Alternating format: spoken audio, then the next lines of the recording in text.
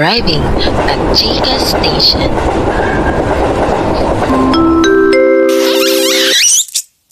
Hi guys! Welcome to Chica Station!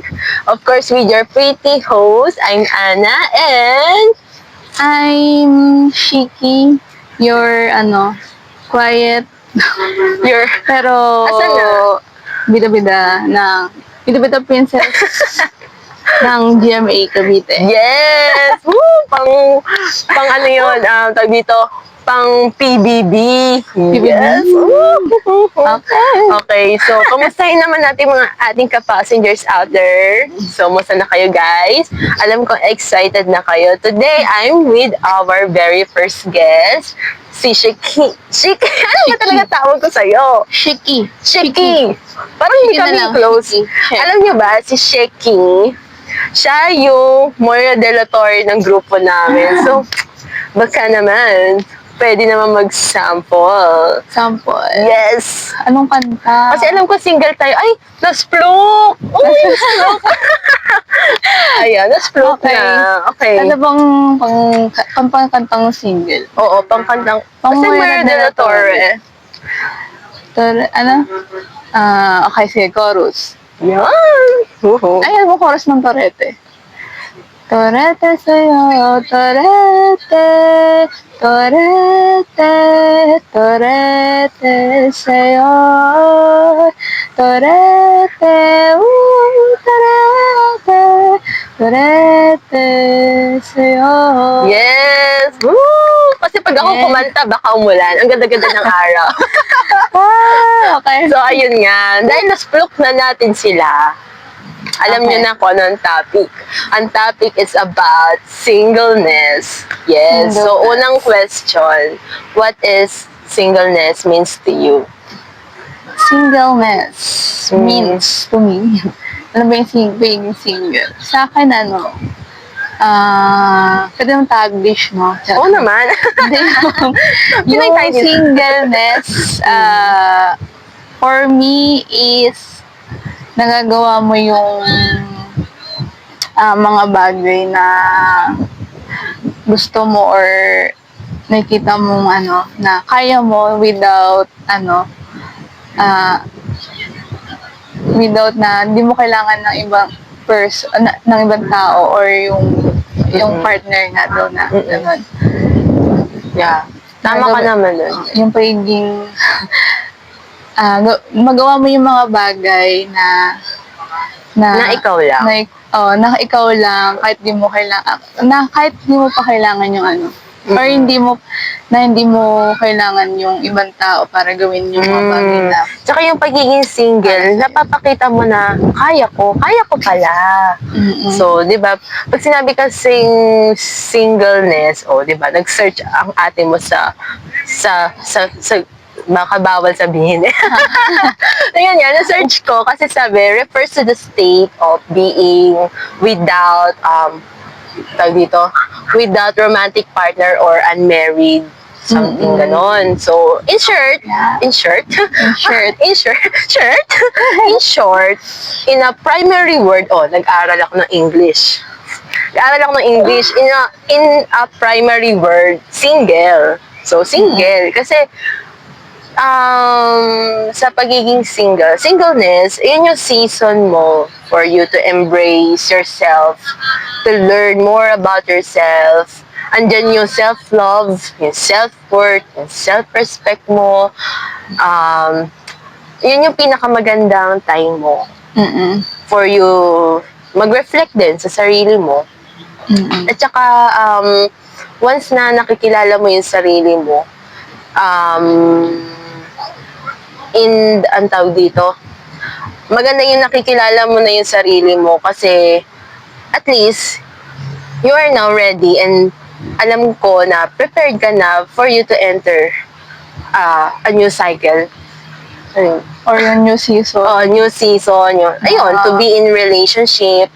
Ganon. Pero kung pa talaga, season mo pa talaga na maging single, so, kailangan mo i-embrace yon and kailangan mo muna, syempre, marami pa ako personally, kapag, dahil nga, Usually, yung narinig ko nga, ano bang term yun? May nagsabi daw, singleness is sickness. Parang, yun yung, ewan ko kung yun yung exact word. Pero yun nga, kapag the more na, nagmamature ka din, may realize mo rin na yung pagiging single, di siya, dapat ikahiya or, kailangan mo siyang i-embrace talaga. Siyempre, ngayon, marami ka pang matututunan. Talaga. Tsaka maganda ngayon sa panahon ngayon. Kasi right now, na a lot of people right now, hindi na sila yung parang na-pressure. They know already na, okay, mag-focus muna ako sa ganito. Or some people gusto nila maging financial stable muna. Maraming dahilan kung bakit pinili muna nila maging single, right? Kasi, ayun, yun lang yung nakakatuwa doon sa generation ngayon. Kasi, tawag dito, ayan din yung way ni God kasi, diba, sa atin. Na, yan din yung way ni God na to protect us. Yeah. O yung pagiging single, din siya, gift din siya. So, ni Lord. So, kailangan talaga i-embrace natin yon yung season na yun. Yung season na to. Ako i-embrace mo na siya. Yaya ko. Lord, sige po, kung dito mo na. Okay. Kasi marami ngayon sa ating mga ka-passengers, maraming is either NDSB, NGSB, single from breakup, ayun. So, kaya maganda din talaga topic nito kasi alam kong may experience din tayo kasi single din tayo. Single but baka cute. naman. For high reach. Oo, may perfect timing for that. Yep. Kasi nasa sayo din kung malalaman mo sa sarili mo kung ikaw talaga prepared na. Pero in all of that, we need God's guidance din talaga. Kasi, okay, sorry, nakat ka tuloy. Okay lang. Ako talaga, hindi pwedeng sa lahat ng area, wala si Lord. So, kailangan, syempre, dahil nga, piniprepare tayo ni Lord. So, if i-allow tayo ni Lord na ma-meet na yung person yun, syempre, yun na yung right time ni Lord. Sabihin, okay, Ana, okay, Shek, eto na, tamang timing. So, ngayon, dito rin, sa pagiging single, sa season natin na to, na pagiging single, dito rin tayo minomold ni Lord, yung character natin, ano pa ba yung dapat ayusin, ano ba bang area na lives natin. Ako talaga marami pa. Kaya, masabi ko, I'm not ready. Marami bang kailangan ayusin? Kahit Lord. Lord. Tsaka marami kasing nagsasabi, or siguro yung ibang tao iniisip din na, wala siguro nagkakagusto sa akin kasi hindi ako maganda, hindi ako gwapo, or hindi siguro ako matalino. Naisip ko yan, ha? May mga ganun times kasi. Pero, stop there. Hindi ibig sabihin yung physical looks mo. Doon na nade-determine yung ikaw to be in a relationship. Pumasok sa isang relationship. Pero, I think, sa tingin mo, yung physical looks, siya, parang... nagmamatter ba talaga nagmamatter ba talaga siya? What do you think? Ako, di na magpapaka-plastic. Alam ko yung criteria mo, ha? Kasi, given na yun. Given na... Pero kasi, based on my joke lang, share ng personal experience. Hindi, siguro, oo. Kasi, din eh. Lahat naman siguro tayo may mga kanya-kanyang preference, di ba? Na pagdating sa types, especially sa looks, gusto ko may dimple. Kasi may tayo eh. May sarili-sarili tayong gusto, di ba? Na gusto mo matangkad, gusto mo gwapo. True. Di ba? Gusto mo yung chinito. Pero, kung maging specific ka kay Lord, eto gusto ko eto listahan ko, Lord. Joke lang yun. So, hindi, pero totoo yun. Hindi yun. Yun lang, hindi. Kung doon naman kasi yung una eh. sa looks. Then, may iba talaga sa personality. Kapag bonus yung sa looks. Pero kung mas na kilala mo yung taong yun or gusto mo talaga siyang makilala. No. Pero, tayo sa yun. Sa akin kasi, oo, given yung physical looks. Oo, given talaga siya. Kasi, ma-attract ka. Once na makita mo, ma-attract mo siya. Lahat naman tayo. Lahat naman tayo. Pero, ako kasi, mas personally, mas more on, pag na-feel ko yung vibe. Pag same vibes kami, at talagang, no matter kung ano yung itsura mo, basta malinis ka sa katawan, yun lang. Kahit hindi ka gwapo or ano, basta malinis ka sa katawan mo. Maayos, manit ka, maayos ka manamit. Yung talaga naaalagaan mo yung sarili mo. Siyempre, kung gusto mo rin yung ganong type mo yung mga ganong tao or kailangan sa sarili mo din. Yeah. Kasi din, maayos ka, ganon. Ngit ka rin.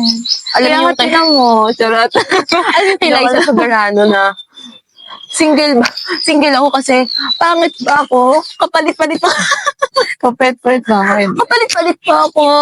Siguro yung sa iba. Pag na-insecure, siguro sa ibang tao. Ganun. Hindi porket single ka dahil pangit ka or hindi, hindi ka matalino or ganon. Siguro i-take mo yun as hindi ka pa ready or may piniprepare pa si Lord sa'yo. Ganon. I-take mo yung time na yun na mag-reflect sa sarili mo. Maraming pwedeng gawin. Actually, maganda yung pagiging single kasi, di ba? Bukod sa hindi ka stress sa jowa mo. Stress sa jowa.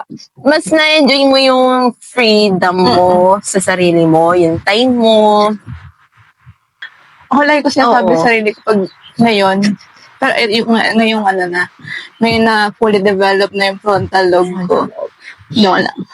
Joke. And then, sabi ko, gusto ko na rin i-enjoy tong season na to with the Lord.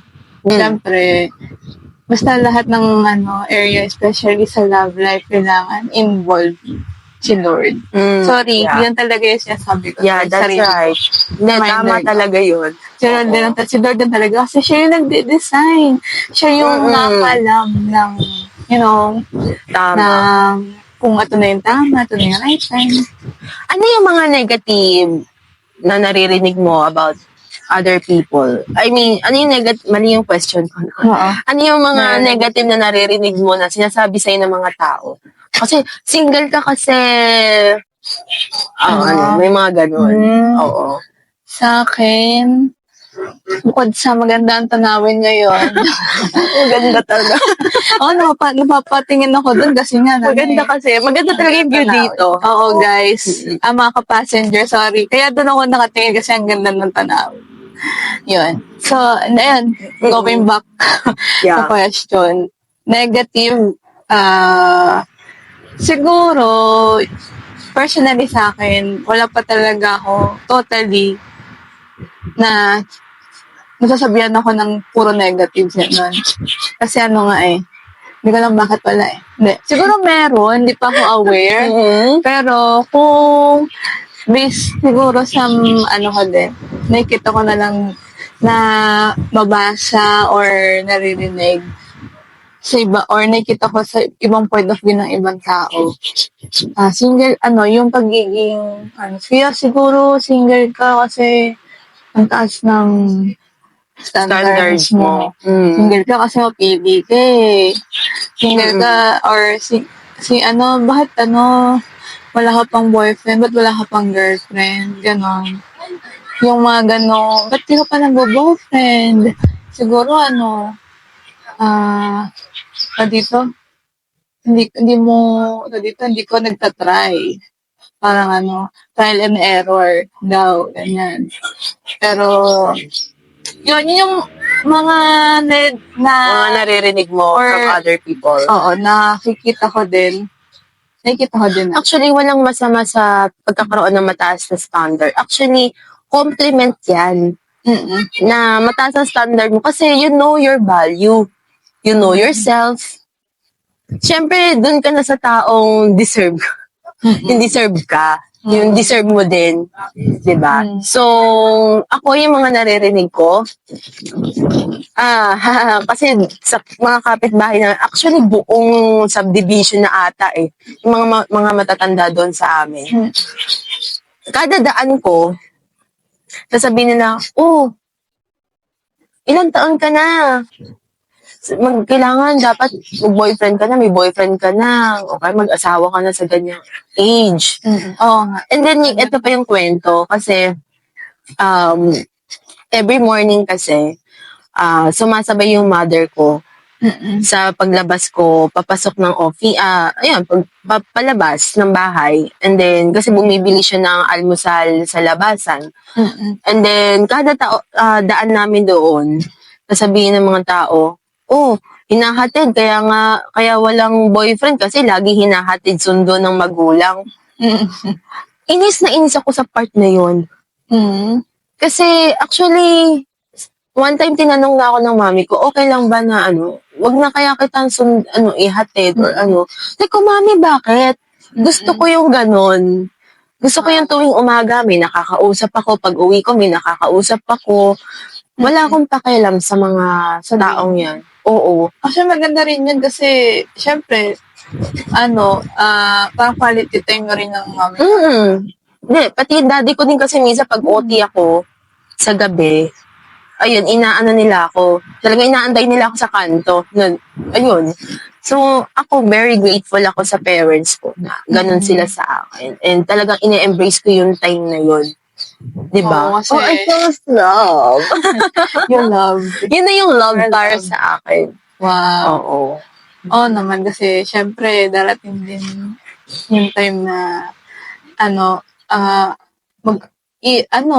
syempre by the grace of God kapag nagkaroon na tayo ng sarili-sariling family, diba?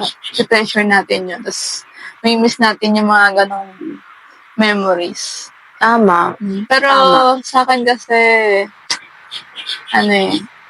dahil nga yung mga negative na thoughts na ibang or negative thinking ng ibang tao na naisip na sa akin. Actually, talaga, hindi ko siya take na kung may nagsabi, oh, ba't ka pa single? Or, bakit wala pa ganun? Ang honest reaction ko lang doon, guys, ay, wala, lang, parang, tatawa lang ako, ay, gano'n lang. Hindi ko siya binibigay. Oo. Wala, baka yun yung tanong nila. Parang gano'n lang. So far, wala pa naman talaga totally.